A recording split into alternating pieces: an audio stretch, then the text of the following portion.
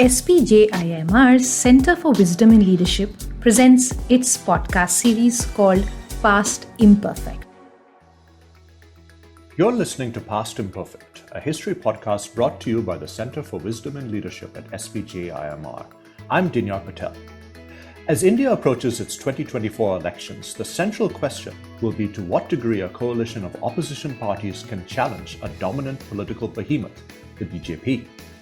And that question sounds quite similar to ones asked in the 1950s and 1960s with regard to Congress dominance. In this episode, I'm joined by Aditya Balasubramanian, the author of Toward a Free Economy, which tells the story of the Swatantra Party.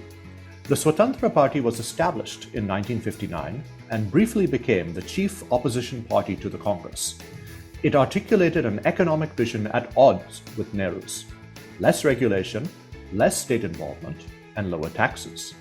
But its leaders also thought deeply about the importance of opposition politics in a democratic system, even declaring that opposition to Nehru's Congress was as urgent as the fight for freedom from British rule.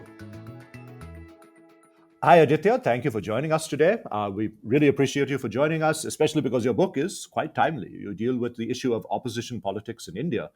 Now, your book, of course, deals with the Swatantra Party, which was founded in 1959, briefly became the largest opposition party in India, but then all but disappeared after 1969. And as you mentioned in your book, other historians and political scientists have largely dismissed the party as a bastion of rich businessmen and feudal interests. Given its extremely brief history, why does the Swatantra Party matter in the history of post-independence India? So thank you, first of all, for having me here, Dinyar. I mean, as an admirer of your scholarship and, of course, as your podcast and as someone who's known you for several years, it's really a privilege to be on this show. And I've enjoyed a number of the podcasts that have aired previously, including my friend Isabel Alonso's podcast on Hindi Urdu radio and whatnot. So it's very nice to be able to join that distinguished company. I think the importance of this history of mine of free economy and opposition politics, as I call it, and specifically kind of embodied through the rise and fall of the Swatantra Party, is important for three reasons in understanding India's post-independence trajectory. The first is to understand the realignment of the relationship between state and economy during the 1940s to 60s, from the perspective of those who are non-state actors, right? From its critics. So if you look from outside, you see a different side of the elephant than you do from, New Delhi, from the Planning Commission, or from one of the industries that's promoted by the state, this sort of thing, right? So it helps us understand the state effect, to be sort of Tim Mitchell about it, right? The second point is about the way in which, by tracing where the ideas that constitute the platform of Swatantra Party come from, how this helps us understand regional difference, particularly from South and West India, which are, of course, geographically bordered by large bodies of water, have long histories of Indian Ocean trade. You're in Bombay, so it's a very sort of hub for all kinds of very interesting patterns of mercantile activity, and also associated with distinct forms of land tenure, although that's more of a ideal type rather than a more heterogeneous reality. So it helps us reframe our historiography away from North India and from East India and especially Bengal towards the South and the West. And of course, I'm not the first person to do that, but in the context of the lion's share of the historiography, I do think that it's more in a less well-covered direction. And the third, I think, is in an era when the dominant party is one that speaks of Vipaksh Mukt Bharat, or opposition-free India, and also a period in which the chief opposition has been reduced to a shadow of what it used to be, reflecting on a prior period in which there was a one-party system in which the umbrella Nationalist Congress was dominant but not hegemonic, is worthy of our study at this time. To think through, insofar as a usable past is concerned, how we can recover some of the ideas and practices of opposition from the time of the Swatantra. So that is the aspect of your book which I think really struck me is how many of the leaders of the Swatantra Party, especially C. Rajagopalachari, said explicitly that their purpose for establishing this party was to forge some sort of opposition, not necessarily because they were in complete divergence from everything that Nehru was saying, but for the purposes of maintaining good democratic politics. Yeah, absolutely, right. I mean, I think that the part of the point is that if you are a post-colonial society in which the umbrella nationalist organization inherits the reins of the state, there is, if you look around the world, a great risk of descent into authoritarianism, right? And of course, without uncritically celebrating India's democratic history, we see that there, with the exception of during the emergency, there's no formal suspension of the democratic process. And Rajgopalachari's idea is that in order to prevent that from taking place, this descent into authoritarianism, the suspension of democracy, you need a strong opposition to sort of steady the cart, as it were, and prevent imbalance. Right. So that I think is an important principle. Now, of course, there are personal motivations behind this. There's disgruntlement. There's a whole lot of realpolitik. Rajagopalachari was very good at justifying self-interested actions in moralizing terms. But I think that there is, human beings are like that. So we need not read too cynically into it. So, of course, the main idea that you cover in your book is this idea called free economy.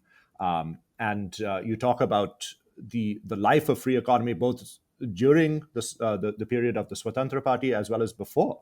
I was wondering if you could help define free economy and define it specifically in relation to other ideas that are, in the general ecosystem. Ideas like general economic conservatism, laissez-faire economics, anti-statism even, and of course, neoliberalism.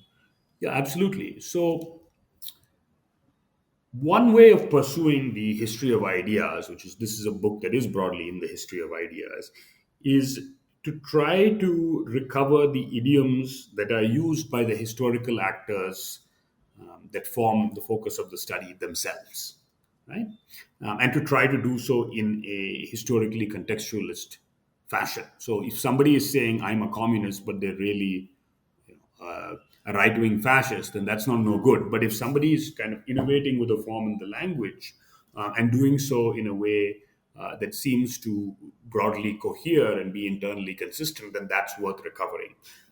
And so free economy is a key word, really, in the Raymond Williams sense.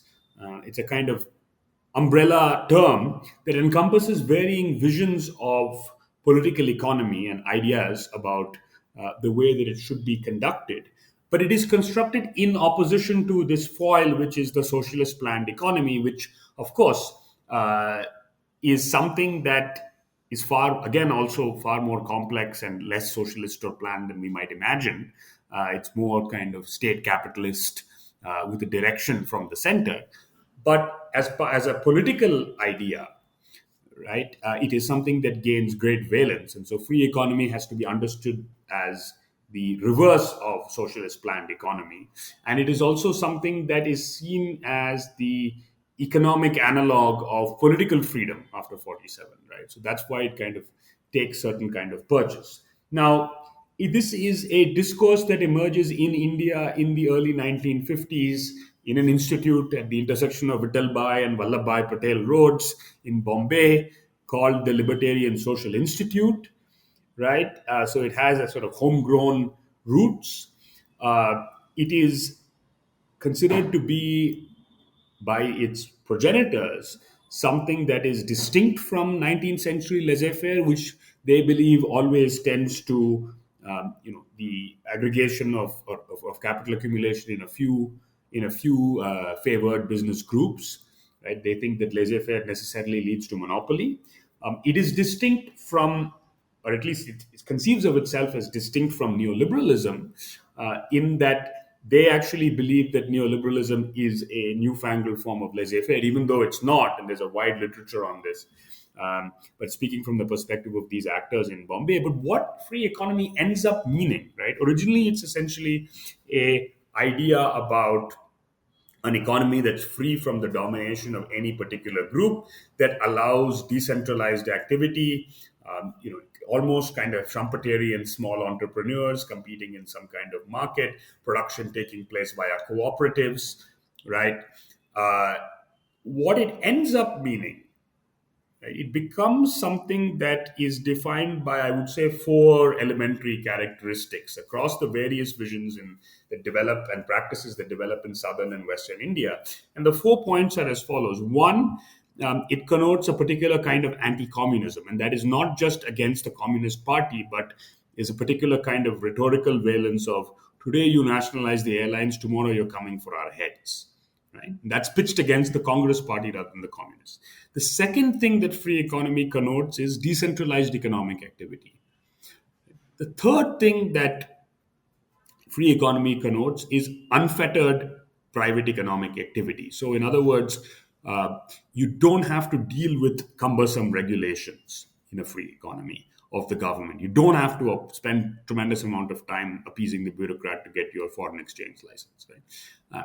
And then the final point is the defense of private property. So all of these varying visions, which range from Minu Masani, who's the general secretary of the party, a Parsi in Bombay, not unlike our host himself, who is interested in free trade, liberal international order, etc., to a figure like Rajgopalachari, who is actually not sort of free market in your traditional sense. He does believe in the role of the state in helping to promote certain kind of rural development and this sort of thing. To the patidars of the Charota tract, who are invested in what becomes Amul, right? So all of those different kinds of projects which have got incommensurabilities, if you think about what unites them, it's these four kinds of principles, both in the ideas and practices and political mobilization.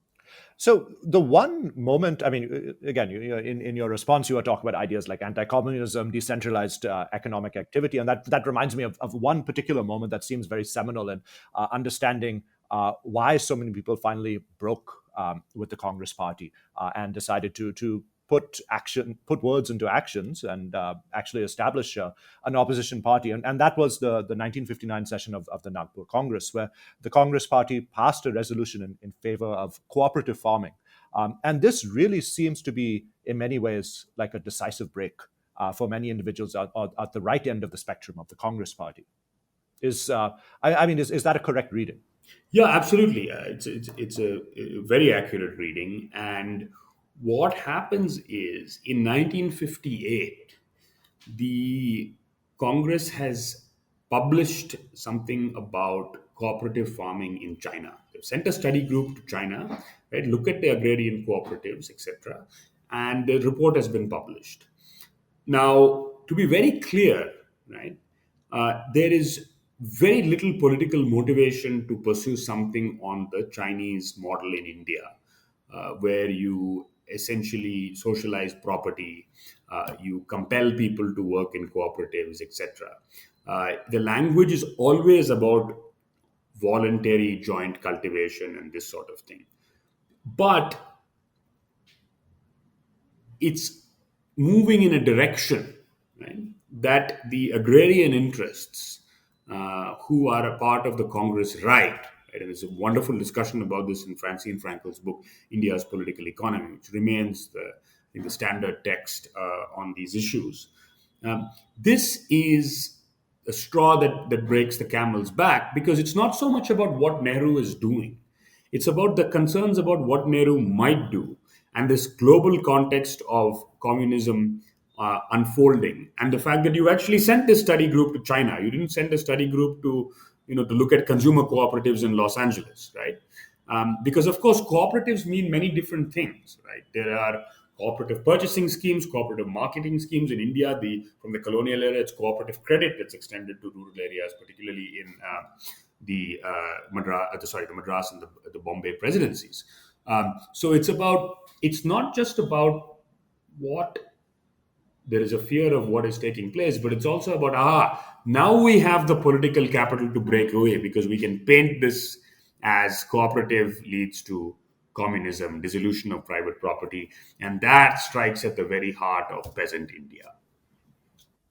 I wonder, in the larger global context, are there similar moments that this rupture has in common? Whether it is kind of reaction to some elements of the New Deal in the United States that really pushed people on the right, and of course pushed many of their donors even further on the right, away from the type of socialist path that the United States was forging at this time, or in other contexts. I mean, even say the era leading up to Thatcherite politics in Great Britain. Yeah, absolutely. I mean, I'll take the American example.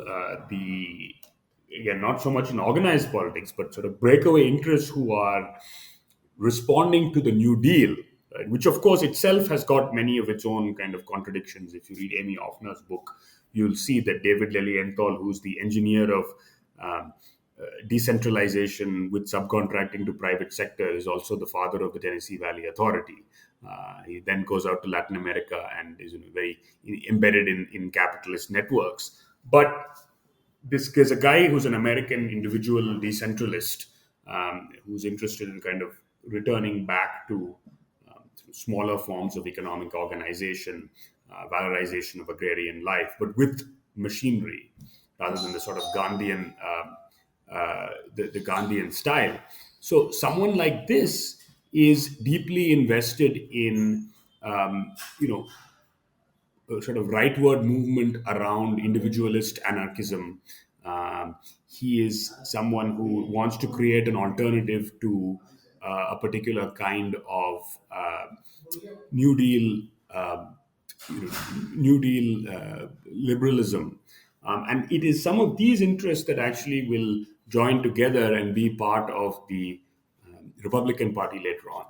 So the other thing I wanted to ask you about in relation to the beginning of the Swatantra Party as a formal political party is something that you talked about at the very beginning, which was the regional aspects of this particular political constellation. It's really interesting to see how a party, well, first a movement and then a party with national aspirations does not really have a very firm base in the traditional Hindi-speaking heartland. In fact, what your book shows is that the two big locuses of power and influence and ideas were Bombay and Madras, both the cities and also the erstwhile states of those names. How did this geographical orientation both help and hurt the party? Yeah, absolutely. So there's a contradiction, right? Which is that ideologically, Swatantra, I would say, is a Madras and Bombay presidency. Later on, Madras and Bombay states, Gujarat state, Andhra, phenomenon. But insofar as the vote banks, right, the vote banks you're getting in part from the Hindi-speaking heartland in Rajasthan and Bihar. And of course, you're getting from certain, even though we're looking at communities who are transitioning from landowning and mercantile activity to petty capitalism, right? The vote banks are coming from your feudal interests. That's the contradiction. And we can talk about that. So, on the one hand, this Bombay and Madras dominance, at least ideologically, helps you get a certain kind of coherence in the platform of free economy, right? It also helps you get some kind of organizational coherence, because you have somebody like Masani cooperating well with C. Rajgopalachari, who's kind of old but gives ideological direction. Masani is a management consultant, right? He's the person who sets up Tata's management training centers.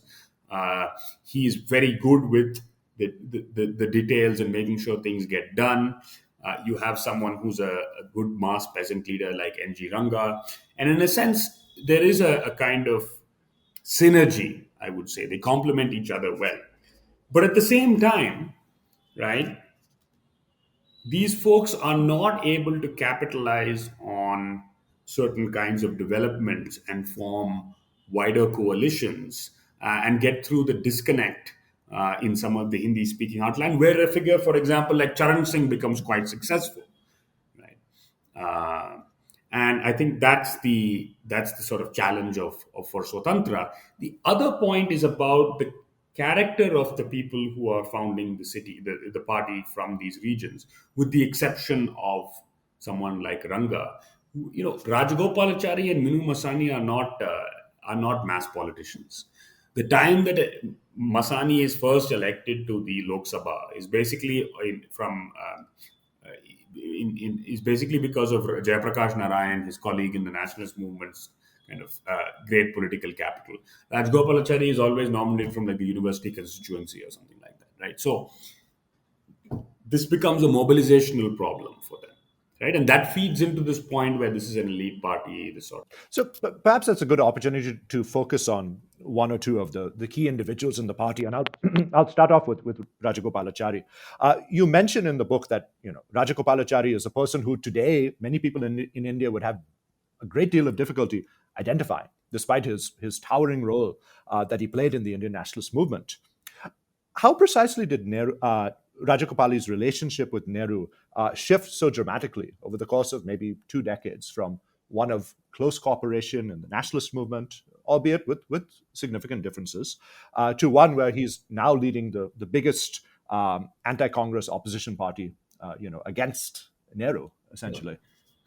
Yeah, absolutely. I think it's important to understand that this was a different time in politics where you could have bitter ideological disagreements with somebody, but still have great personal fondness and regard for them.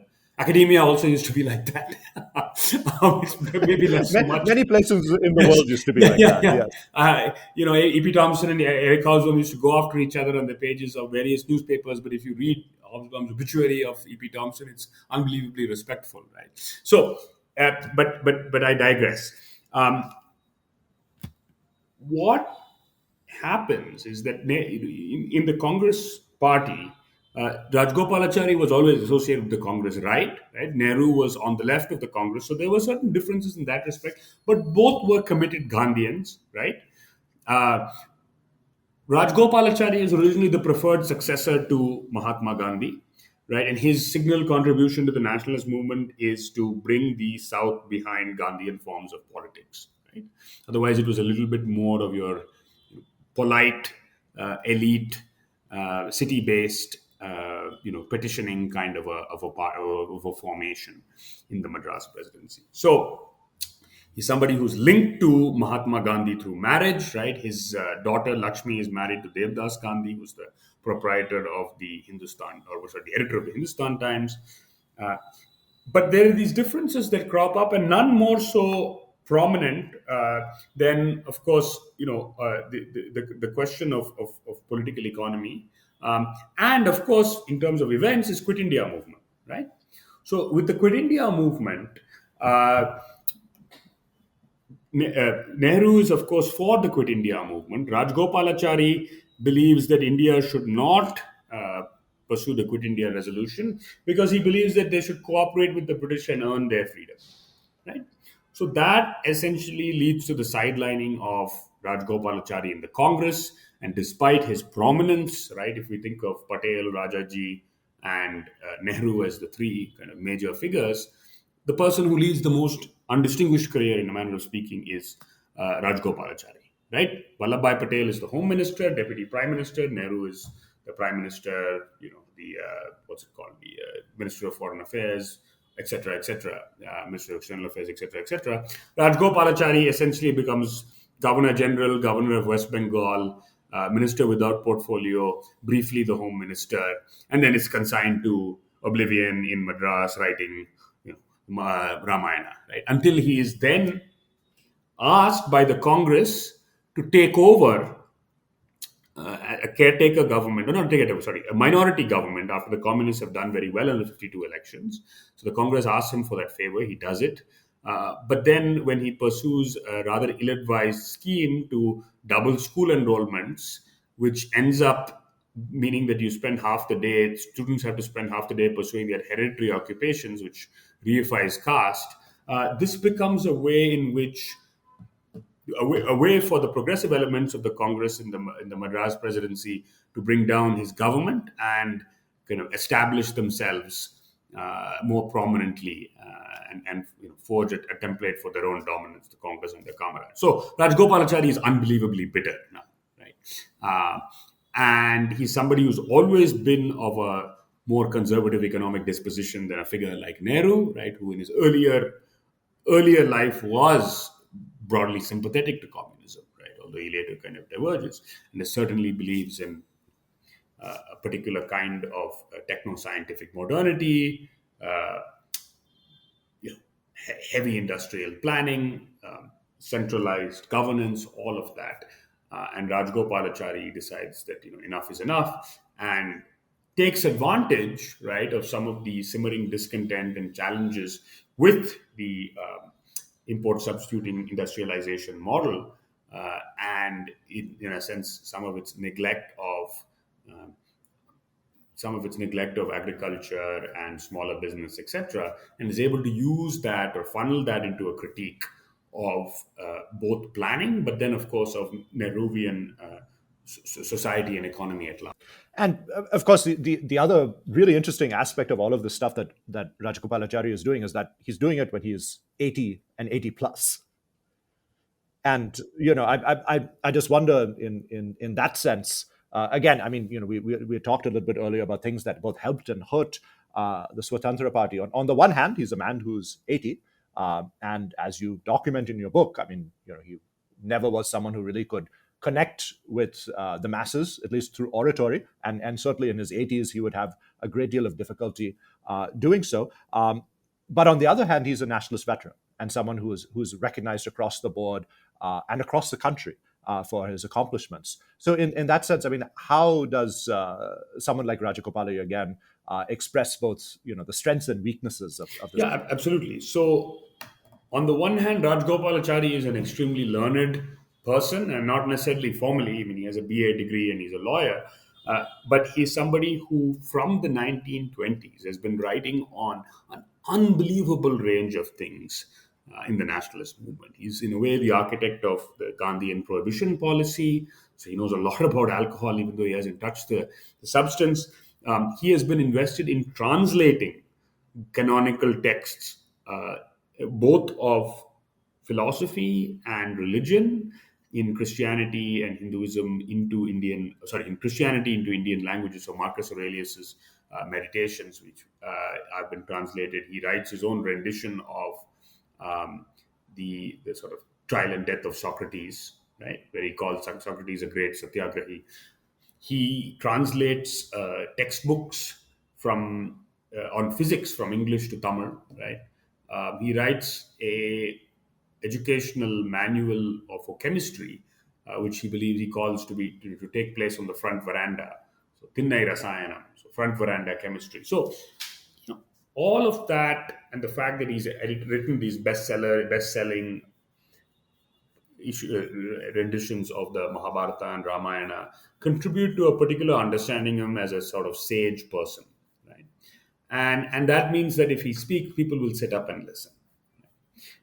Particularly in the national context. In the Tamil context, he is regarded well in the literary sphere, but his political capital is basically spent after this ill-advised hereditary education scheme. Right? So that then allows various different kinds of leaders who come behind the Swatantra Party. So everybody from the Maharani Gayatri Devi in Rajasthan to Uddham Singh Nagok in the Punjab, right, to Minu Masani, to the Gounders community of landowning cultivators who then kind of transition to various forms of capital accumulation, who have been attached to him during the nationalist movement onwards. His great protege, C. Subramanian, right, who will be very familiar to people who are interested in the history of the Green Revolution, is a Gounder, right? So you have, because of that, and also because of connections to the nationalist press and him being a print culture phenomenon, that allows Swatantra to be amplified, to use today's parlance, far beyond what you would think of as a 80-year-old person with no base, bitterly raving and ranting about the shortcomings of post-colonial economic policy. The other particularly colorful figure in your book is, of course, Ranjit Das Lotwala.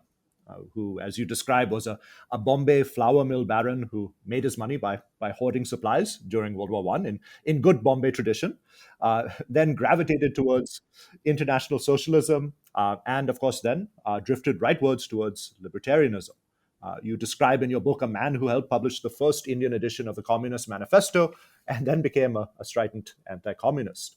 And of course, you mentioned about how this type of movement was quite similar with many other figures around the world. So, I want to ask you, how is the trajectory of someone like Lotwala similar and different from many others around the world in the mid-century who are leaping from socialism and communism to conservatism and neoconservatism by the 1950s and 1960s? Yeah, absolutely. So I think there are a couple of things that are worth stressing here, right? Broadly, the internationalist strand of the communist movement, right? The Trotskyists, these are people who are let down by the late 1920s, right after Trotsky is expelled from the Soviet Union and Stalin purges his enemies and all of that. And that profound disillusionment ultimately ends up pushing a lot of people so far from what their origins are that they gravitate toward right-wing politics. And that is something that you see in the UK, that's something you see among the New York intellectuals in the US. And I imagine, although I'm not so familiar, you see it unfolding in various parts of the world, right? There's also a broader point, just from a biographical level, which is that unlike Friedrich Engels, there are many people who are radical in their young age, but then when it starts to when it starts to interfere with their material interests, all of a sudden they become more conservative, right? And you see this with a number of figures in the history of the Swatantra Party, Binu Masani, Jayaprakash Narayan, etc., etc. Jayaprakash Narayan is not Swatantra member, but he's quite conversant with a number of its ideas and such. So all this is sort of a similarity with other parts of the world. Where I think Lodwala is sort of distinctive is that he had a kind of earlier life that was involved in caste reform. He's a member, but again, caste reform as directed by the dominant caste, right? So Arya Samaj, right? Not kind of Periyarist self-respect. He is somebody who is invested in something like the nuclear family rather than the joint family, and changing customary, changing legal reform to ensure more progressive provisions. So he's interesting in that respect, and I think that would maybe demarcate him from some of your figures that you might see in your British or American context.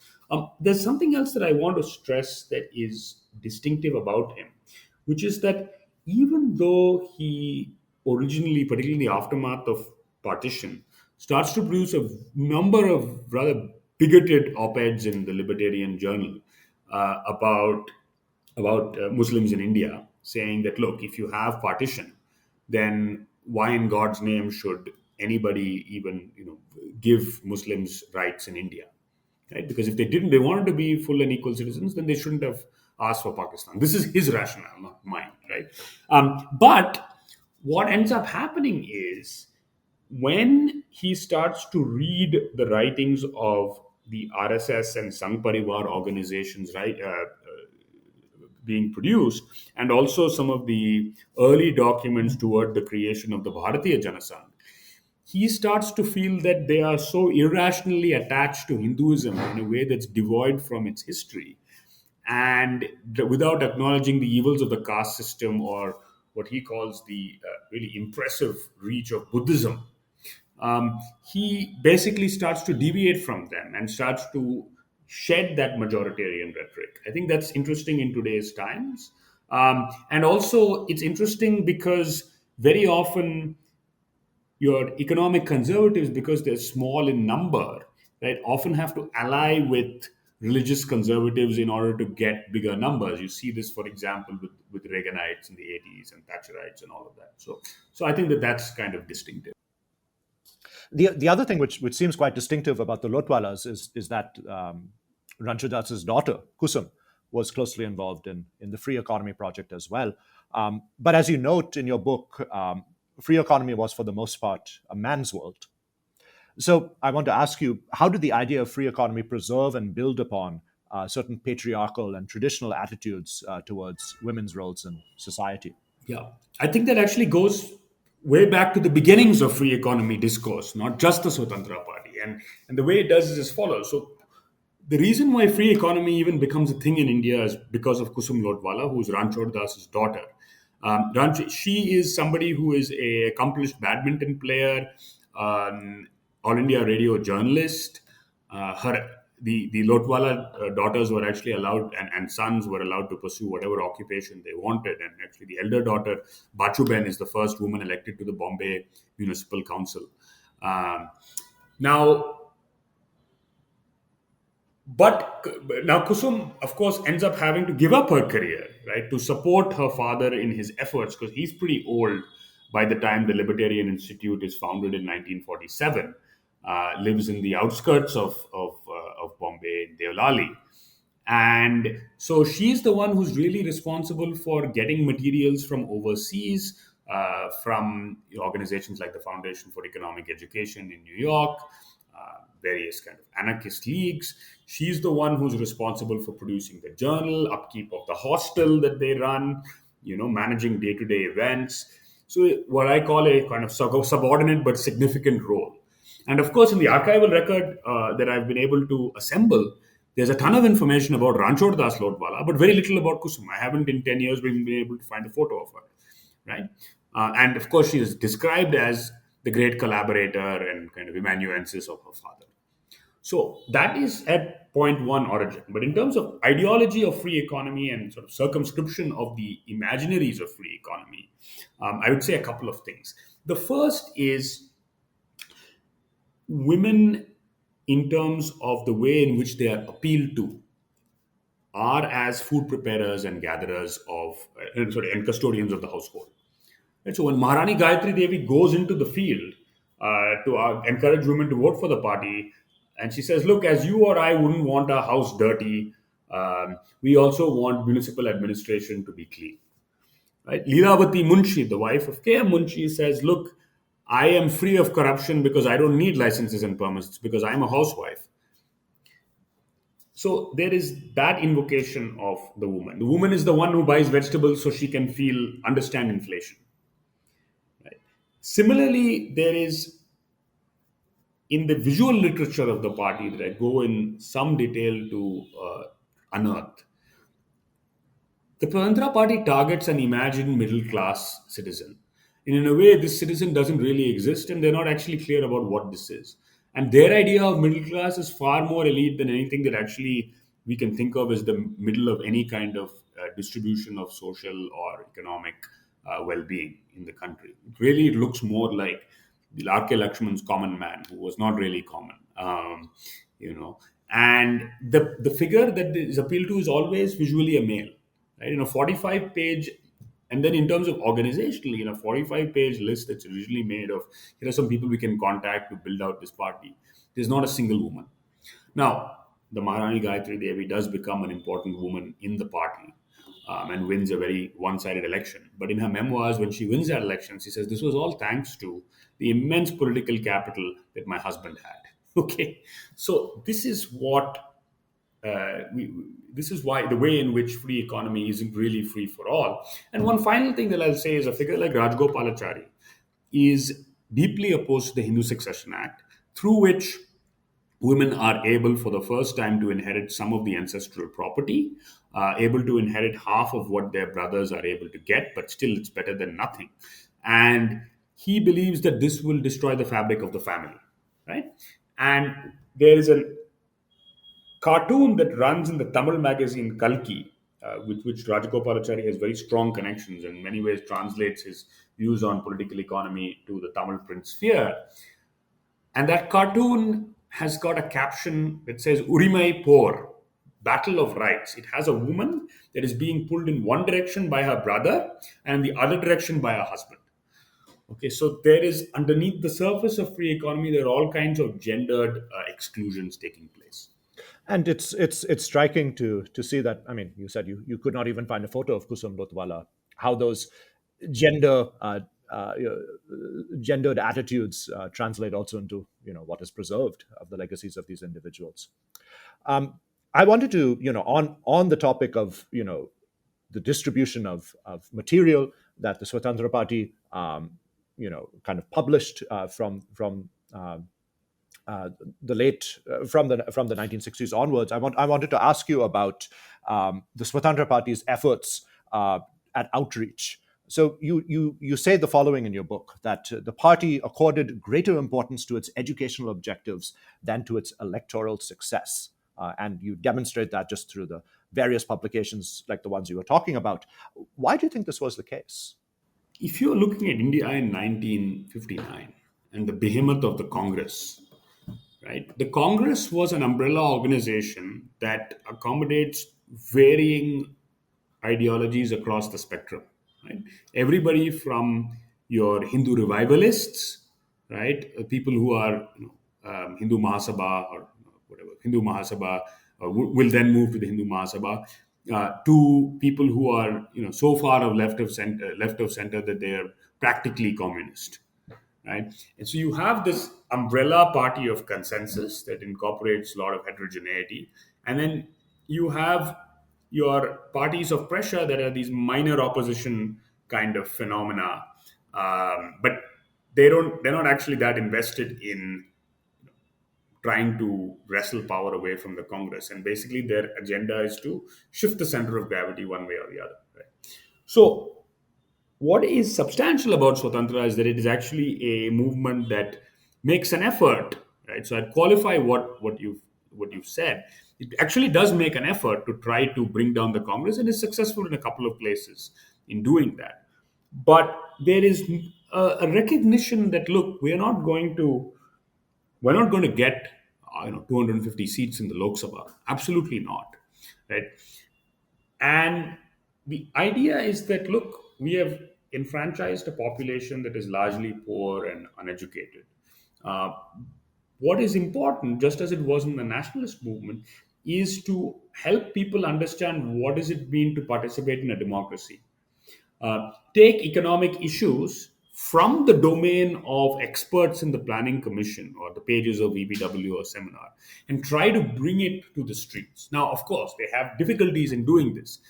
Beautifully illustrated English language cartoon pamphlet is only going to reach so many people, right? But there are also attempts at translation to Indian languages, as I detail in the book, with taking on certain kinds of visual hues that are more localized. Right? There are attempts in terms of anti inflation and anti taxation days in which slogans are chanted that are also polemical but pedagogical as well. And so there's this broad understanding that we have to educate people. And if you read parliamentary speeches, right, and Supreme Court challenges that the Swatantra Party raises on the right to property, you'll see that there is a conscious tone that is taken as peer educators. That I think owes to both the deeper history of some of these leaders in the nationalist movement when they were doing similar kinds of things, um, and this understanding that we have to pursue a form of politics that will outlast us, right, and that will leave a legacy, to spread a kind of civic awareness. And that goes to something that Rajgopalachari wrote in 1937 with one of his proteges, Santanam. He wrote a popular educational reader called Urka Nallade, or Good for the Polity. And one of the things that he writes there is to say that, look, um, anyone who can read should not be silent. He should read the newspaper out to everybody else. Right? So that is a part of what the project is. In that sense, it sounds in many ways in tune with a lot of Nehruvian Yes. politics. Yes, absolutely. But I think that the where it's not in tune is that it doesn't account for or doesn't quite adequately recognize the profound inequalities that are taking place in Indian society and the ways in which the state can help redress some of those. It's more focused on over-index on the excesses of that. Yeah. And that's a good opportunity for me to ask a follow-up question. And actually, the last question I want to ask you before getting to kind of concluding thoughts about the trajectory of the Swatantra Party, which is that you describe many of the figures in the Swatantra Party as being, very skilled publicists, very good at writing these polemics, but they're doing so oftentimes in English. In other examples that you give, you have candidates for the Swatantra Party carrying portable toilets when they campaign in rural areas. And I just wonder, how did Indian voters react to these signs of disconnect with the realities of India? And did the party leadership realize that they could be massively out of touch at times? So I'll share two examples. I mean, one way in which you could say they reacted is by not reacting, in that the vote banks in these areas, in which some of the ideologically dense forms of communication take place, are quite weak. What far more useful electorally is the fact that you have these formerly feudal relationships that can be tapped in places like Rajasthan, right? But there is a recognition, although that recognition takes place in some areas of the party and not others. And I'll give you an example. In Mysore, a number of the people who are part of the Swatantra Party are ex princely administrators. And one of the observations by a party worker, which he sends to, I believe, Rajgopalachari or one of the other leaders, is that, look, these guys only believe in armchair politics. And anytime you say that we should pursue something on the streets, they call that communism. Right? Couldn't be further from the truth, but that's the disposition, right? Because the uncles prefer to sit and write and critique and go to the club and do this sort of thing, right? That's one thing. The other thing is a letter that Rajgopalachari, himself not a mass politician, but familiar with the immense charisma of a figure like Gandhi, says that, look, you need to change the way in which you organize spatially the events that you have in Bombay. Because you seem to put the business donors in the front row, you speak in English, and then there's standing room only for the poorer people. So if there's a critique of the party that's elitist, well, structurally, that's exactly what's going on.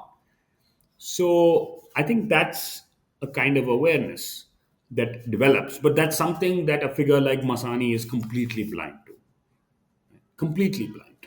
I think you have fruitful material, perhaps, for writing about the phenomenon of Indian uncle politics. Oh, yes. And its resistance to change. So your book describes how the Congress Party's split of 1969 really, in many ways, triggers the collapse of the Swatantra Party. And it's quite remarkable to see how this movement, which had been sustained for, throughout the 1960s, kind of comes to an end after that. But of course, the ideas and the individuals live on. And in that sense, as we come to the end of this episode, I want to ask you a question from the perspective of global history, which is, the Swatantra Party seems in many ways to intersect or kind of dovetail with, a global history of neoliberal ideas. So how does your story that you've laid out in your book provide us with a new perspective of the trajectory of neoliberalism globally? So there's been an efflorescence of scholarship over the last 15 years, I would say, since the global financial crisis on neoliberalism. And of course, one way to answer your question is to say that this is a history of not neoliberals, in the sense that my figures are responding to local concerns of political economy and in touch with your mainstream intellectual neoliberals who self-identify as such, by the way, Friedrich von Hayek, Milton Friedman, etc., organizations like the Mont Pelerin Society. There is actually evidence of them referring to themselves as neoliberals. But they really selectively appropriate rhetoric from neoliberals and some of the fundamental precepts like methodological individualism, like the importance of free versus floating exchange rates. All of that are really not at all of interest to the progenitors of free economy and the leaders of the Swatantra Party. But in another sense, the way in which I think this does speak to us and the present is that we tend to think of neoliberalism as an anti-democratic, expert-driven project that is conceived of and engaged with by elites and projected onto the rest of the world. And what I'm trying to show is that that's really not the case if we look at it from the perspective of South Asia. Um, and really, the people who are most sympathetic to these ideas are informal thinkers for whom political economy is very central to their democratic politics, right? But not for a progressive democratic politics, for a conservative democratic politics. So I think we have to be careful about the way in which we define democracy, which in the sort of liberal American academy is often conflated with freedom, rights, equality. The third thing that I would say is where I wouldn't draw a line from Swatantra to the present is to say that India's history of liberalization was foreseen by the Swatantra Party, or that these are the unacknowledged fathers of 1991, as some people try to do. Actually, in some ways, a number of the ideas of Swatantra are also held by people on the Congress right, but then the center of gravity in that party is different. And if we think about the history of liberalization policy from the 1960s to the 1990s, really we have to acknowledge the profound importance of international pressures, right, from the IMF and the World Bank. And if we think about ideologically, who in India is espousing these views, we really have to do uh, intellectual biographies or even some kind of a historical ethnography, if you will, of your people who work in the economic bureaucracy, who maybe spend some time in Washington, go back to the Reserve Bank, then work in the finance ministry. And it's these people who then use these windows of opportunity when India is in economic crisis to sort of push the needle, right? Manmohan Singh perhaps being the most prominent of them.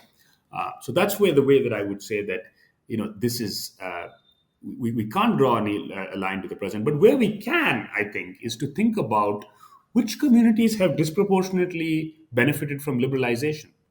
It's many of the communities that got behind the Swatantra Party.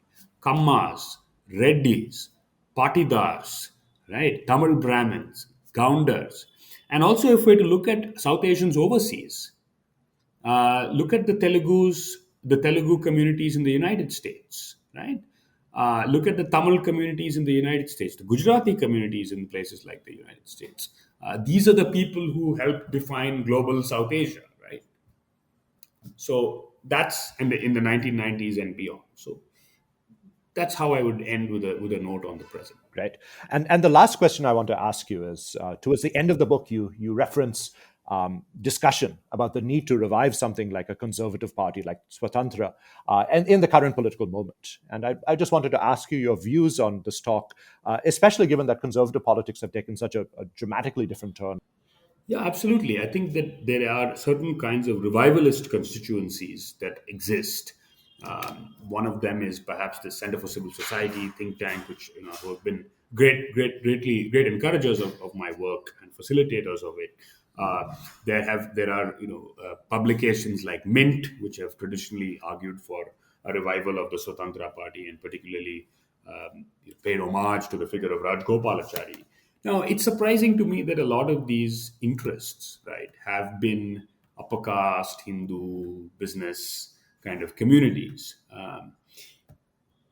And I think what is, I suppose, an opportunity is the fact that you have certain kinds of post-liberalization classes that have emerged, right, which maybe have gotten behind the dominant dispensation because they believe that it subscribes to a set of economic policies, even though that's not necessarily the case.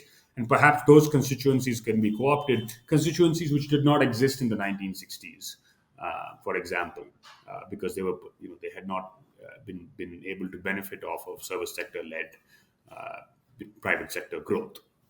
That's one point. But where I would think actually that the Swatantra Party resonates most for the present is in its critique of vested interests, which is permit license Raj, which they describe as an oligarchic coalition of dominant party politicians, bureaucrats who are powerful, right? And big business who fill the coffers of the dominant party. And that threatens to hollow out the substantive content of electoral democracy. So I think maybe moving away from the institutional form to the ideas and maybe pitching it a little bit one level more of abstraction than the concrete context of its times. I think there's a sort of rich set of ideas and debates that Swatantra offers for our present. Aditya, I'd like to thank you once more for joining us for this podcast episode. This is a book which not only speaks to the history of an era when Nehru was thought to have dominant, unchallenged political favor, but also more contemporary developments in terms of discussion of opposition politics in India's democratic tradition. So I'd really like to thank you for joining us today and, of course, for your book. Thank you, Dinyar. It's a privilege.